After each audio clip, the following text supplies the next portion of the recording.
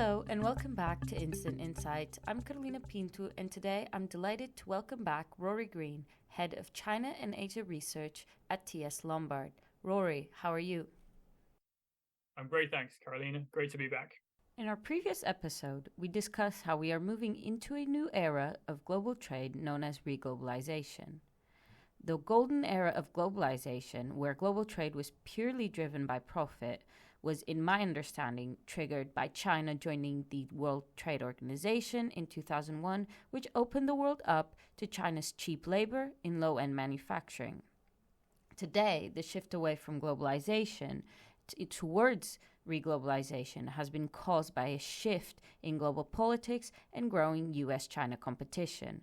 Rory, do you think US-China tensions will trigger a second shockwave in global trade? And if so, what are the global implications of this shock? Yes, big topics, and I'm going to immediately add a kind of theme to this. Is that in combination with this geopolitical tension, this reglobalization, we've also got a change in China's growth model, which is also going to kind of turbocharge this trade shock and add to what was the China shock joining the WTO in the early 2000s. I think we're going to have a new version of this China shock going forward. And part of that is this new growth model, which has gradually emerged over the past sort of 5-6 years, but really accelerated under the pandemic.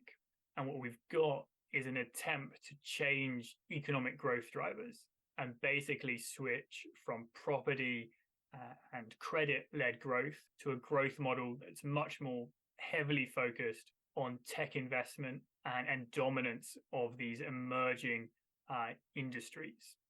There's a little bit of an emphasis on consumption, but really it's a huge bet, a huge reallocation of resources. For everything that was channeled into property, heavy industry is now reallocated to focus on these advanced manufacturing and technology components.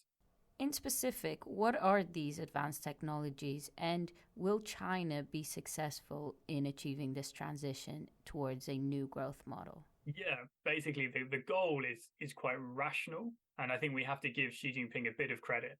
It's very rare you hear someone say that these days, but I think he quite rightly recognized that China's old growth model was dying. There's only a limit of how far you can push property leveraged growth, but it's going to be very difficult economic transition. This type of structure reform is really painful, and growth will certainly be slower for China.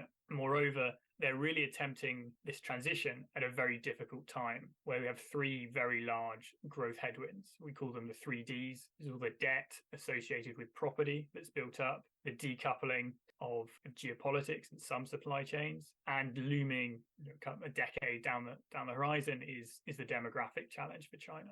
Everything on China tends to be very polarizing. China is either going to collapse or it's going to take over the world. And the reality is much more sort of shades of grey. There will be big successes, and there already are in EVs and batteries and clean energy, but growth will definitely be slower, and tech progress will not be even across the board. But regardless of China's success, global supply chains remain intrinsically tied to China. What are some of the global implications of China's investment in advanced technologies, especially for the US and Europe? Yeah, so this is where the new trade shock part comes in. China is unique in history at this point in that it still has relatively cheap emerging market wages, but it, at the same time, also has developed market technical capability, particularly in production. And it's got all of that on a massive scale. And that combination of cheap wages, advanced manufacturing capability is going to be a huge challenge for the US and Europe. And trade competition between these blocks will intensify. If you think that when BYD, China's leading electric vehicle producer, is selling more than BMW, there are definitely going to be problems with the relationship between Beijing and Berlin. And what used to be a very complementary model, China buys advanced capital goods, luxury goods, expensive cars from Europe and sells cheaper goods back, is now reversing. China sells everything. It's in competition at each level of the value chain, of the supply chain. And this trade shock is going to be pretty substantial, I think, particularly for Germany and some of the other legacy manufacturers in Europe and the US. That may be why German manufacturers are now looking into investing in Chinese EV companies. For example, earlier this year, Volkswagen bought a 5% stake in XPeng, the Chinese EV maker. Exactly. Yeah, we're seeing some signs of panic from German industry. These investments trying to buy kind of some of Chinese IP, some access to these very successful EV producers. And then at the political level, Europe has started an investigation into Chinese electric vehicle exports as well. So signs of panic emerging, but Europe is a bit like a super tanker. It takes a long time to turn and to change policies. So we'll have to wait a bit, I think, to see. I like the analogy of the super tanker.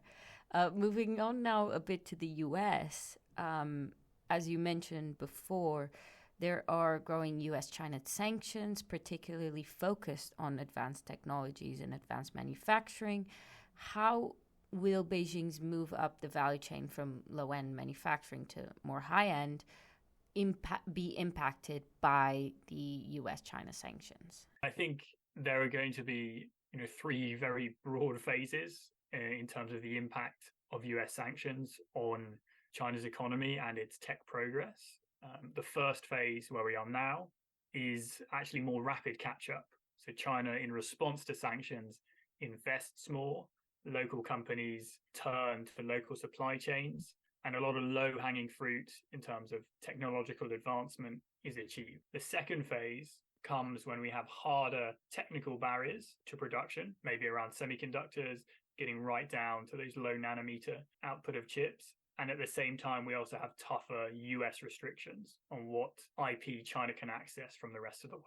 And in this second phase, China progress stalls and they start to fall behind the leading edge. And the US probably gets an acceleration there. So we're still in phase one, but probably moving to this phase two in the next couple of years as US sanctions ratchet up on China and that low-hanging fruit fades away.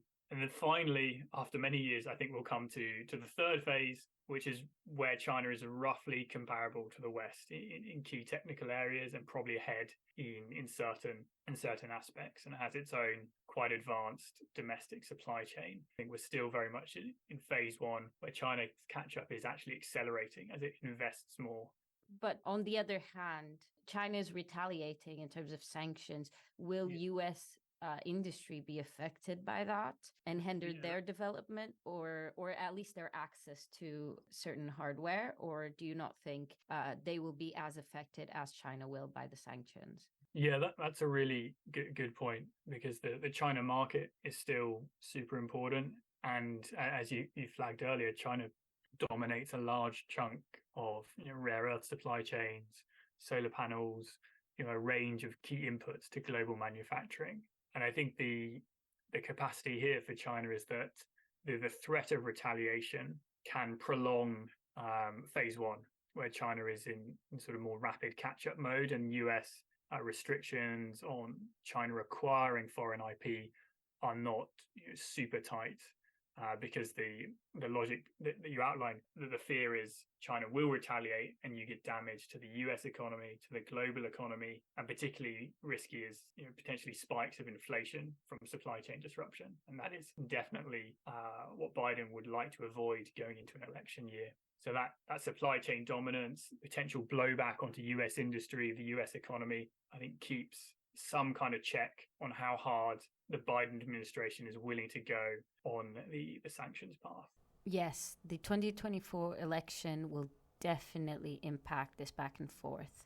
Now, for a final question, let's look ahead. In a world where national security plays such a pivotal role in industry, what might the tech supply chain look like in 10 to 20 years? Yes, so this is a really big question. I think important to think in these kind of longer time frames, Mm. especially around decoupling, because as we discussed, China is so entrenched in these supply chains, and it is such an important market that any decoupling is going to be a very long and painful process for everyone, not just China. And I think where we can look to try and gauge the direction of travel is maybe what's happened to Huawei, Chinese smartphone maker and leading provider of 5G telecommunication equipment. Now, Huawei is effectively banned in most of Europe, most of developed markets, certainly in the US, but has actually won market share across the rest of the world as the cheapest provider of 5G. And I think looking ahead, we potentially might see something similar for a vast array of tech products. So Europe and the US have this choice that they are making now, whether to go green cheap and quickly, effectively using Chinese goods, Chinese solar panels, or slowly, more securely and more expensively by developing their own technology. The rest of the world doesn't really have that choice. The most rational option for them is to buy cheaper Chinese goods that are technically competitive versus US or European products. If that trend continues, we could have the fracturing of the world into two technology spheres, one a Chinese sort of supply chain dominated one, and another centered more on the US and Europe. Yeah, I think that this is yet another sign of what some experts like to call the balkanization of global supply chains. Anyways, thank you, Rory, for those instant insights. Thank you for listening. And from us at Thematic Intelligence, see you next time.